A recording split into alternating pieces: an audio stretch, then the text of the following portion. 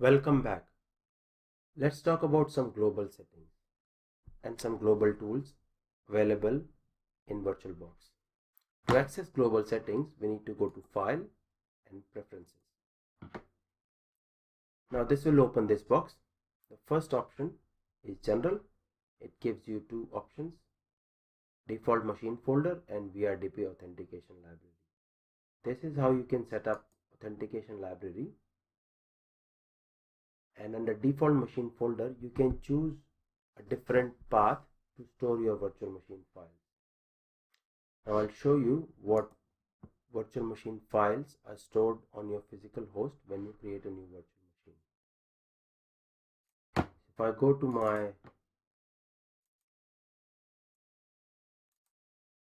folder, which is my default folder, C drive users, Labit, VirtualBox VMs,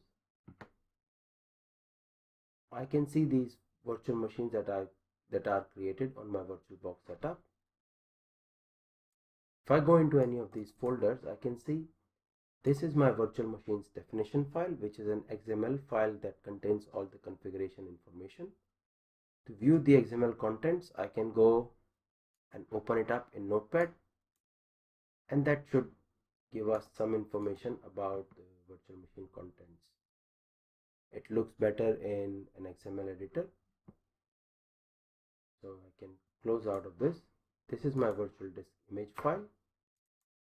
These are the snapshots that I created, and these are the logs files for my VirtualBox setup for this virtual machine.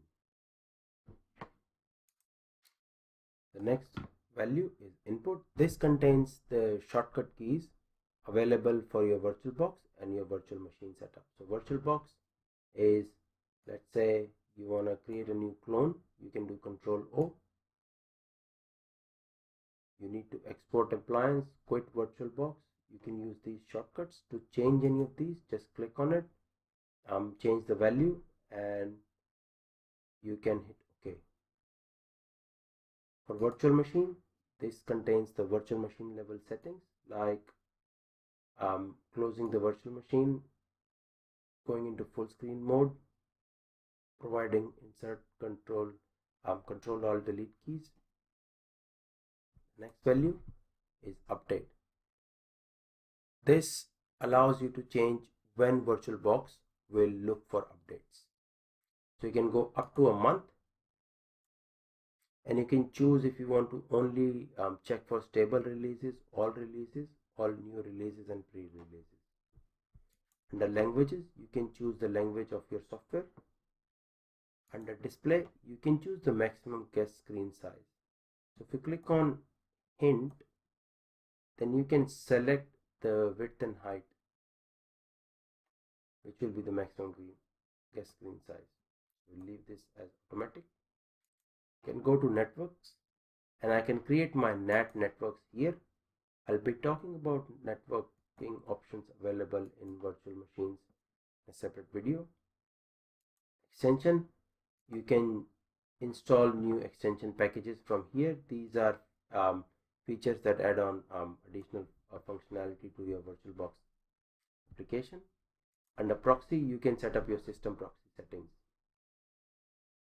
Now, some of the global tools that are available is you can go to Virtual Media Manager to manage the media, and you can go to Host Network Manager to manage your host networks.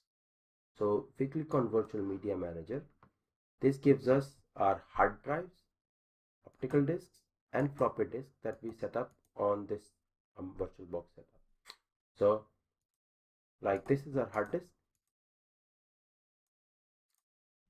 saying it's of the type normal, it is not immutable, or it is not multi-attached.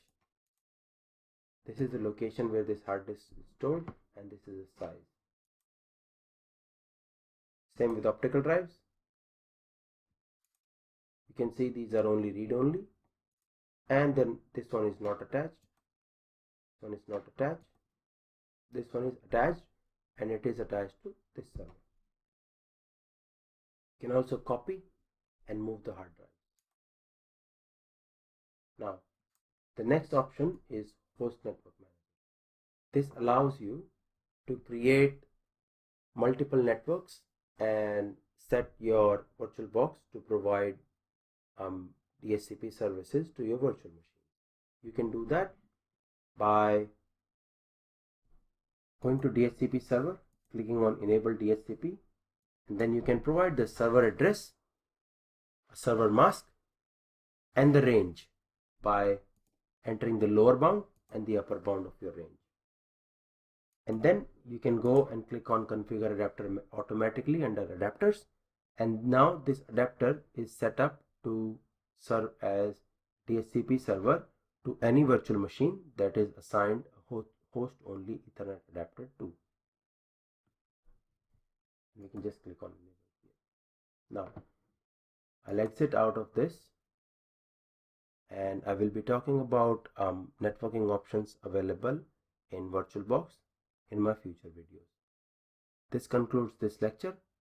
Thank you for watching. Bye.